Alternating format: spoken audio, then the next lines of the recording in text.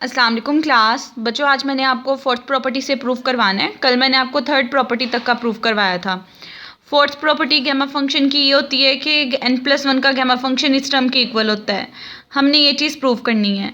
इसका काम बिल्कुल फर्स्ट थ्री प्रॉपर्टीज़ की तरह होगा। आप सबसे पहले डेफिनेशन के थ्रू गैमा फंक्शन का फॉर्मूला लिखोगे, फिर आप लोग देखोगे कि ई की पावर में कौन सी चीज़ आ रही है। जो चीज़ आ रही होगी उसको एक्स को उसके इक्वल लेट करके आप सब्सटीट्यूशन करोगे। गैमा फंक्शन के क्वेश्चंस जब भी करने हैं आपने हमेशा बाय डेफिनेशन गैमा फंक्शन का फॉर्मूला लिखा करना है। फिर आपने ई वाली चीज़ को कंपेयर किया करना है। ई वाली चीज़ को कंपेयर करके वहाँ से जो एक्स की वैल्यू हुआ करेगी न्यू, उसको सब्सटीट्यूट करके आपने क्वेश्चन सॉल्व किया करने हैं। आपने सबसे पहले बाय डेफिनेशन फॉर्मूला लिख लिया। आपने देखा एक्सपोनेंशियल में एक्स की जगह पे यहाँ पे वाई की पावर 1/n आ रहा है, इसलिए आप एक्स की जगह पे वाई की पावर 1/n सब्सटीट्यूशन ले लोगे। आप इसकी सब्सटीट्यूशन लोगे, आपको बेसिकली सारी की सारी टर्म्स की वैल्यू चाहिए। आप 1/n को ख़त्म करना चाहते हो, बोथ साइड आप पावर n ले लो, यहाँ n आ जाएगा। अब आप डेरिवेटिव ले लो, इसका डेरिवेटिव लोगे तो पावर नीचे पावर में से एक कम अंदर वाली चीज़ का डेरिवेटिव, इसका डेरिवेटिव dy आ जाएगा। आपको बेसिकली x की पावर n-1 dx की वैल्यू चाहिए, वो एक साइड पे रहने दो, बाकी सारी टर्म दूसरी साइड पे लेके चले जाओ। अब देखें आपके पास इस वाली पूरी की पूरी टर्म की भी सब्सटीट्यूशन की वैल्यू आ गई है। e की पावर -x की जगह e की पावर -1/n आ जाएगा। फंक्शंस की वैल्यू बन गई है। अब लिमिट्स की बारी आ गई है। लिमिट्स के लिए देखें सब्सटीट्यूशन जो हमने की थी उसमें y = x की पावर n था। लोअर लिमिट 0 थी, x की जगह 0 पुट करें, y की लिमिट यहाँ पे 0 आ जाएगी, यानी x = 0 रिप्लेस हो जाएगा y = 0 से। उसके बाद x की सेकंड लिमिट इन्फिनिटी को अप्रोच कर रही थी, आप x जहाँ आ रहा था सब्सटीट्यूशन में वहाँ इन्फिनिटी पुट करें, y = आ जाएगा। इसका मतलब ये अपर लिमिट जो है इन्फिनिटी वाली वो इन्फिनिटी में ही चेंज रहेगी। उसके बाद जब आप लिमिट्स पुट करेंगे, लिमिट्स एज इट इज़ वही रहेंगी, इसकी जगह पे उसकी वैल्यू आ जाएगी। उसके बाद ये जो आपने डेरिवेटिव की वैल्यू निकाली वो आ जाएगी। अब देखें बेसिकली हमें सारी की सारी टर्म ये चाहिए, यहाँ पे n+1 का गैमा फंक्शन चाहिए।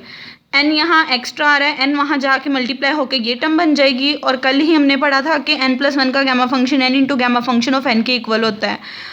आप इसकी जगह इसकी वैल्यू लगा दोगे तो देखें जो चीज़ हमने प्रूव करनी थी वही चीज़ हमारी इक्वल प्रूव हो जाएगी। ये प्रॉपर्टीज़ का प्रूफ बच्चों इंपॉर्टेंट है, आपने इसको अच्छे से कर लेना है।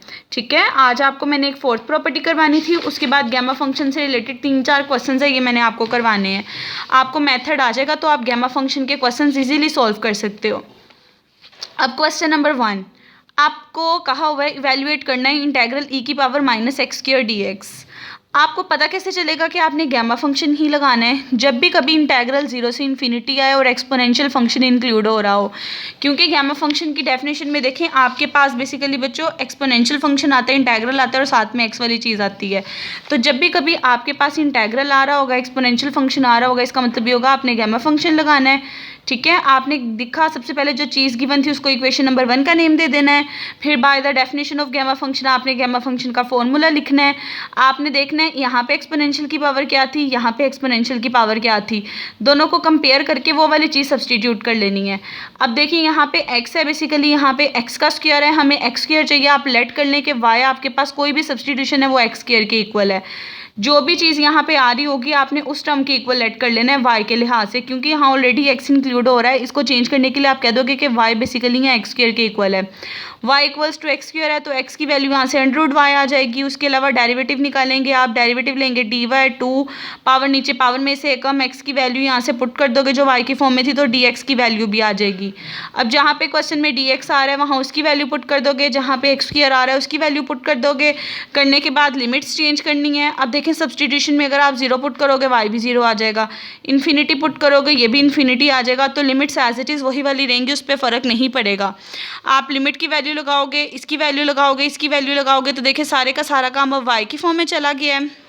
y की फॉर्म में चला गया, 1/2 बाहर कॉमन निकाल लें, e की पावर -y आ जाएगा। अब देखें y अंडर आ रहा है, अब वो 1/, की फॉर्म में जब आप उसको ऊपर लेके जाओगे तो वो -1/2 बन जाएगा। अब बेसिकली हमने इस चीज़ को कंपोज करके गैमा फंक्शन की फॉर्म में चेंज करना है। गैमा फंक्शन का फॉर्मूला ये होता है कि एक्सपोनेंशियल की पावर में -x आ रहा होता है और x की पावर n-1 होती है। अगर आप यहाँ गौर करो, यहाँ भी गैमा फंक्शन की फॉर्म रही है लेकिन y के साथ बन रही है। e की पावर -y आ रहा है और y की पावर में एक वैल्यू आ रही है।